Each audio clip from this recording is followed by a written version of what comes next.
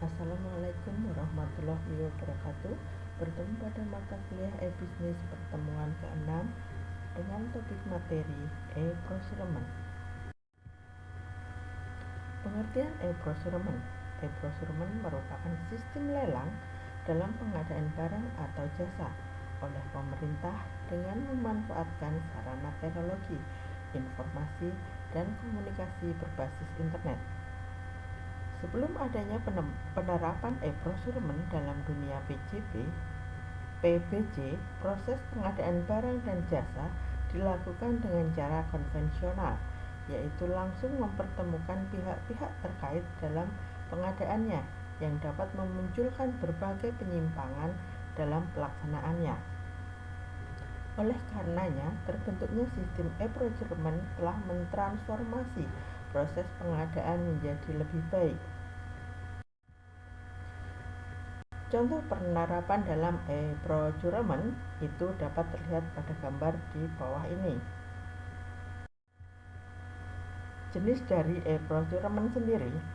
Sistem e-procurement dalam dunia pengadaan barang atau jasa pemerintah sendiri telah berkembang menjadi dua jenis, yaitu yang pertama ada e-tendering, yaitu tata cara atau metode pemilihan penyedia barang atau jasa yang dilakukan secara terbuka dan dapat diikuti oleh semua penyedia yang terdaftar pada sistem pengadaan secara elektronik.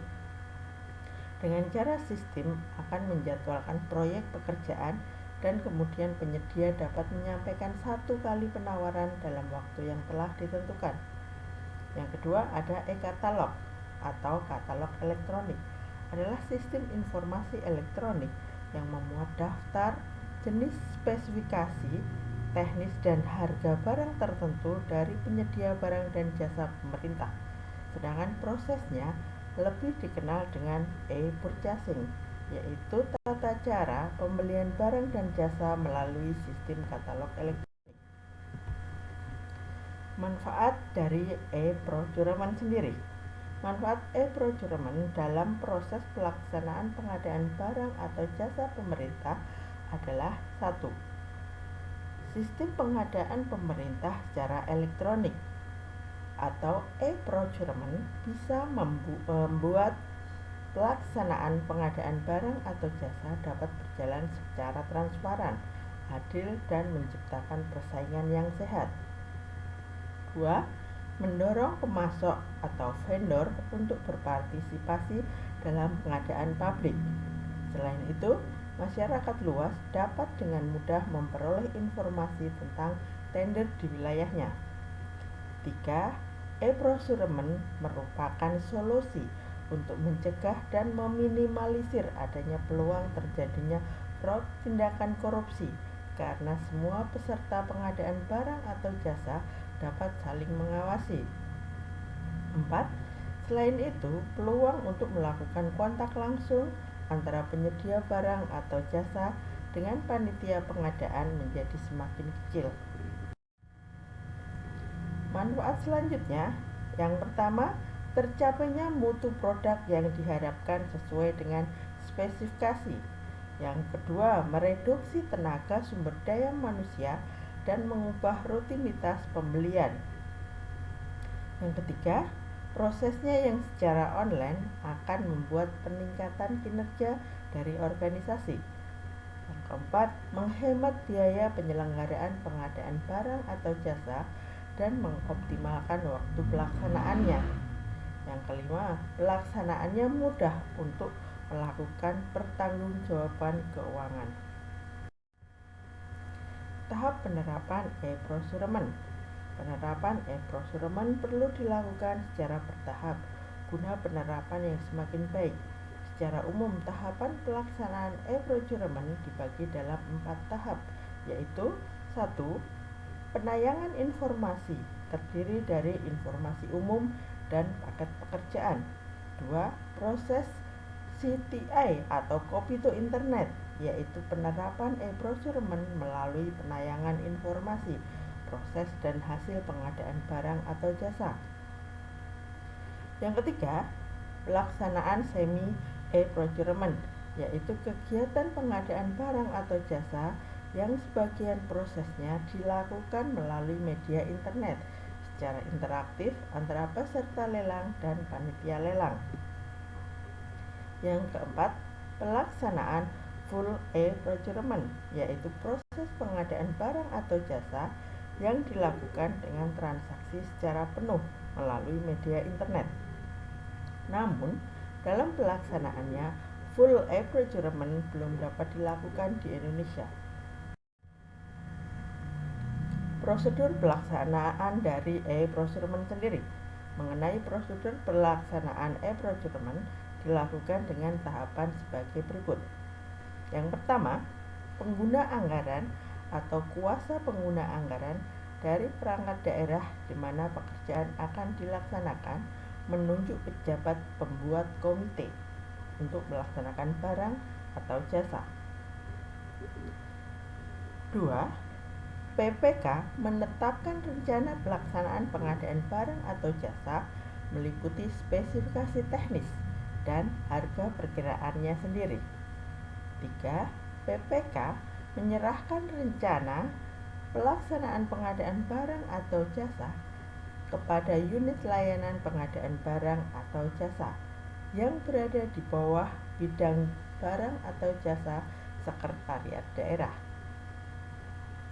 Yang keempat, ULPBJ menetapkan satu kelompok kerja atau Pokja sebagai pelaksana pemilihan penyedia barang atau jasa. Pokja terpilih melakukan evaluasi terhadap rencana pelaksanaan pengadaan barang atau jasa dari PPK dan memberikan masukan untuk revisi terkait spesifikasi teknis maupun HPS.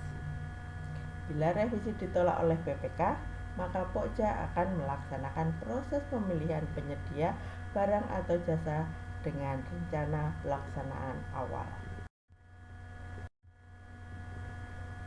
Peserta lelang yang dapat membuktikan kualifikasinya akan ditetapkan sebagai pemenang lelang. Penetapan ini dicantumkan dalam berita acara hasil lelang yang dibuat dan dilaporkan oleh Pokja kepada Kepala Bidang Barjas. Dilakukan pengumuman mengenai pemenang lelang yang ditetapkan untuk kemudian diberikan masa sanggahan bagi peserta lelang lain bila ada. Apabila tidak ada sanggahan terkait penetapan pemenang lelang, maka selanjutnya akan ditunjuk sebagai penyedia barang atau jasa tersebut. Pencegahan procurement fraud melalui e-procurement. Pengadaan barang dan jasa yang saat ini berlaku, khususnya di Indonesia, masih memiliki kelemahan dan belum secara efektif mampu mencegah terjadinya korupsi. Pedoman pelaksanaan pengadaan barang atau jasa pemerintah yang telah diatur oleh pemerintah Indonesia masih memungkinkan bagi panitia pengadaan dan penyedia barang atau jasa untuk melakukan tindakan fraud berupa korupsi di setiap tahapannya. Kasus korupsi yang selama ini ditangani oleh KPK terkait dengan pengadaan barang dan jasa masih tergolong sebagai salah satu kasus korupsi tertinggi yang terjadi di Indonesia. Bentuk penyimpangan pengadaan barang dan jasa. Pengadaan barang dan jasa di organisasi pemerintah telah melewati sejarah panjang dan berbagai bentuk penyimpangan yang telah teridentifikasi. Adapun bentuk-bentuk penyimpangan yaitu adanya kickback selama proses pengadaan, yaitu penggelapan dana. Contohnya, panitia PBJ memenangkan perusahaan yang bukan merupakan penawar terbaik dan mengalokasikan dana lebih dari yang seharusnya diterima oleh perusahaan. Oleh karena itu, perusahaan memperoleh keuntungan dan sebagai pertukaran atas nilai kontrak pekerjaan, pejabat yang berwenang memperoleh pembayaran balik dari perusahaan yang merupakan bagian dari jumlah kontrak yang diterima perusahaan. Adanya praktik suap untuk memenangkan pengadaan, adanya proses pengadaan yang tidak transparan. Pengelola tidak mengumumkan rencana pengadaan, adanya kong kali kong untuk melakukan markup harga perkiraan sendiri, dan masih banyak lagi. Nah, hubungan e-procurement dan e-government. Implementasi sistem informasi memiliki peran penting, tidak hanya di bidang bisnis, tapi juga di pemerintahan. Pemanfaatan sistem informasi dalam sebuah organisasi salah satunya adalah untuk membantu suatu organisasi agar pekerjaan di dalamnya menjadi lebih efektif dan efisien. Selain itu, dengan teknologi tersebut, sebuah organisasi dapat dengan mudah memberikan layanan yang prima kepada publik. Salah satu bentuk implementasi dari teknologi di dalam dunia pemerintahan adalah e-procurement. E-procurement merupakan sebuah sistem berbasis internet yang dirancang guna memfasilitasi proses pengadaan barang maupun jasa oleh organisasi sektor privat atau publik. Terima kasih. Wassalamualaikum warahmatullahi wabarakatuh.